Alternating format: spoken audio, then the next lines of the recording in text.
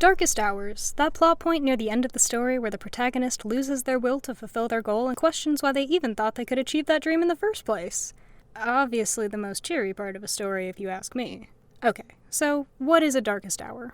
Essentially, it's a plot point that takes place before the final act of a story, usually involving the protagonist giving up on the thing that they'd been striving for. It doesn't have to last long in most cases, and often requires another character or some sort of revelation in order to get the protagonist to snap out of it and do something. So, how did Xenoblade Chronicles 3 perfect this, and where did the others fall short? Well, for that, we'll have to delve into the plot. Have you ever watched or read A Darkest Hour and thought, it's too out of character, it wasn't earned, the list goes on and on. But why?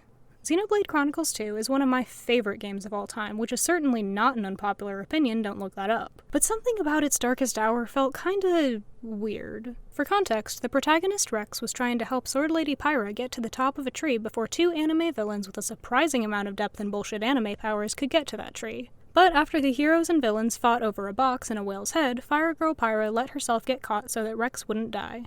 It, makes more sense in context.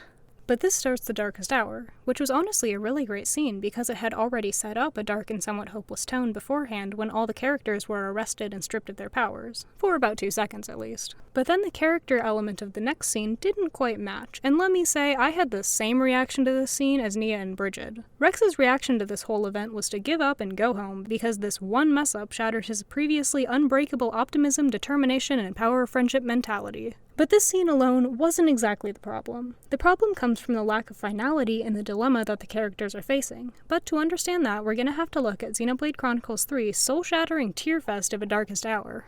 The context for this game is that everyone in the world only lives for 10 years, and Catgirl Mio only has 3 months left at the beginning of the game. Over the course of the story, she and the protagonist Noah became very close allies and eventually did that cliche, look at each other and quickly look away thing. And here I thought all the characters were ace. And eventually, Noah and company fight the insanely overpowered N and M, villain versions of Noah and Mio, how creative naming. During the fight, we get a cool little scene where M switches her consciousness with multiple other characters and forces them to fight each other, but that's beside the point. Basically, they all get caught. And I'm not even kidding, when I first got to this part of the game, I actually thought to myself, wow, well, at least it's not Nier Automata level dark where they'd have to, I don't know, sit and watch Mio slowly wither away until her flame clock ran out. Oh shit! Yep, that's exactly what they did. Here, let me play a little bit of this clip.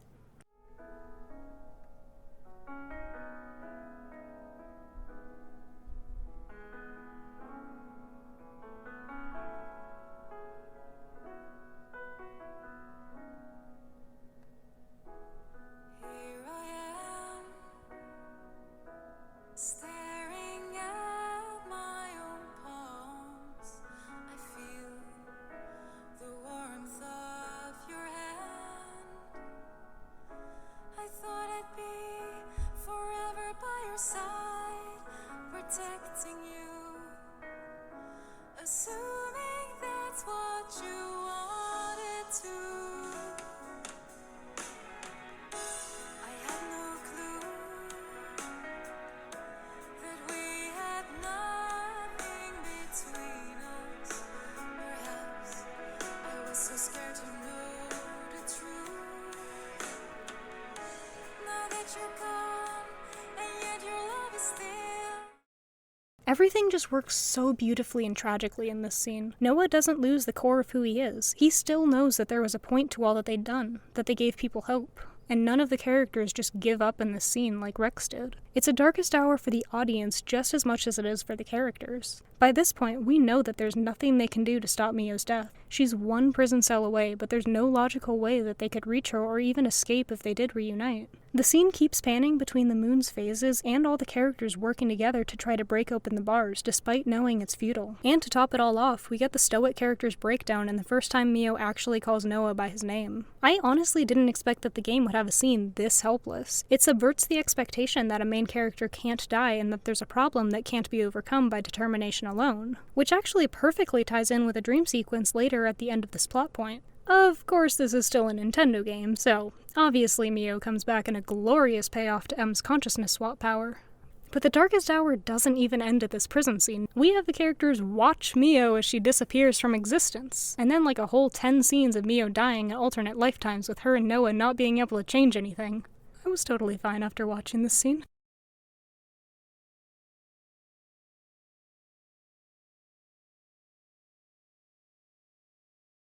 The reason this Darkest Hour works so well is that in the established world building, there is physically no possibility of saving Mio. The goal at the beginning of the game was to rid the world of the 10-year limit, but with all that they've learned thus far, we start to see that it's not going to be so simple and that the goal can't be achieved before Mio's death. Alongside this, Darkest Hours typically exist for character growth. And during the near-death dream sequence where Noah sees all his other lifetimes where he's seen Mio die and both of them fail to attain freedom, which caused him to become N in the first place, it provides a really good payoff for his character and the resolve to continue fighting for that freedom, because themes in existentialism? Not to mention that Mio had some great character moments from her perspective as well, realizing that she, or more specifically M, wasn't sure if she wanted to survive or not when she and Noah first met, but now realizing that she wants to live, and live alongside Noah, which essentially means that she decided to stop hiding from her true feelings about things. There's even a lyric in the song where N, yes that's who the song's perspective is from, says that he knows that Mio is just wearing a fake smile to make others feel better about her situation.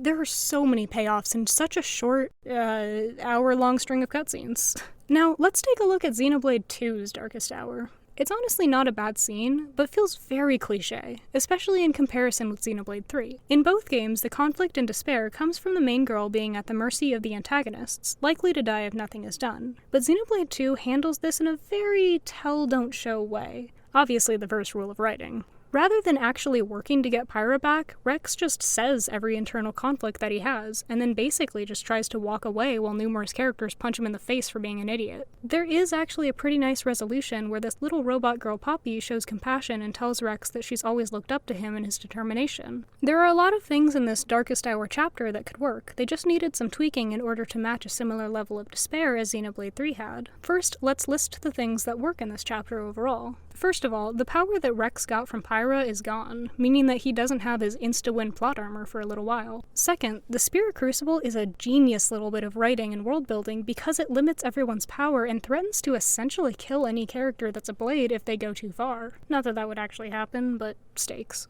And third, it's a perfect catalyst for Nia's character arc and honestly one of my favorite parts of the entire game. I could go on, saying how the characterization is at its peak during this chapter, how Pandoria's glasses and their opaqueness are just absolute perfection of visual storytelling, how everything with Nia is perfectly paid off, and I think you get the picture. So, if the chapter was well written, why does the Darkest Hour scene not work? Well, I think it primarily comes down to the fact that it just didn't feel realistic in the context. Theoretically, the build-up to this scene does hit Rex's character flaws and internal conflicts, but the problem is that Rex has to be a different character for the reaction scene to work. It's already been established that Rex is recklessly determined when it comes to protecting people, which is also the character flaw that got him in the situation. So there is a lot of opportunity for character growth. Honestly, the simplest change could have been if there was a scene where Rex tried to go after Pyra alone or something because he didn't want anybody else to get hurt because of his goals. It would have shown an attempt at character growth and then caused him to realize that the problem was with his recklessness and not the fact that he charges in to save everyone. Or better yet, they could have mostly taken the scene out and then explored the internal conflicts in a subtler way as they explored the Spirit Crucible. But then there would have been less room for Nia's arc. Maybe he and Nia grow closer over this arc as they're both having to face their internal conflicts going forward. But as it is, the scene itself is fine, just not quite as powerful as Xenoblade 3's. Going all the way back to Xenoblade 1, again, the Darkest Hour does its job. Shulk's basically dead and having a little chat with Elvis. He thinks that everything he's done has been meaningless, then decides, actually, maybe I should stop being dead now, and comes back to finish the plot. Both of these Darkest Hours are pretty decent, and their main flaws are essentially the monologues and the fact that the solution is just, maybe you should do something. And that's where we can see Xenoblade 3's amazing writing. It has the emotional aspect of how each character reacts to the situation, it has the payoff to the world building, character growth, and narrative, which makes the scenes believable. And then some amazing catharsis in the end. The visual storytelling is just as strong too. The scenes of silence are almost more powerful than the ones with dialogue, and it's because we know these characters. We know how much weight this scene has because the story has thoroughly explored how much Mio means to everybody and how unmovable the 10-year limit is. So, if you choose to have a Darkest Hour in your story, just make sure the external conflict matches the severity of the internal one. Otherwise, you might have a scene that feels kinda like this. I wasn't able to save main character 2. Isn't that her over there? You're right, it was my fault. I don't think I can carry on with this whole hero thing. No, that's definitely her. You know what, generic cast member? You're right. I think I can carry on now. And on that note, I'm gonna leave it off here. All this to say, I liked Xenoblade 3 a lot more than I thought I would. Hello, and thank you if you've made it this far in the video. I decided that I'd actually record an ending segment this time, just to say my general, less scripted thoughts about the topic. While I still don't think that Xenoblade 3 is quite as good as the first two in several aspects, the writing still really impressed me.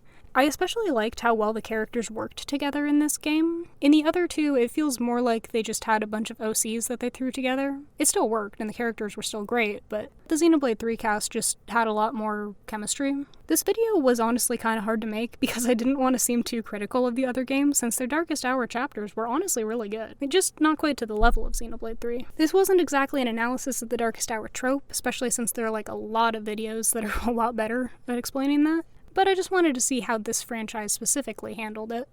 Anyway, I hope you liked the video, and if you did, you can feel free to subscribe if you want to see more of these videos at some point in the future, probably. But no pressure. Alright, that's it. I'll see you next time. Bye!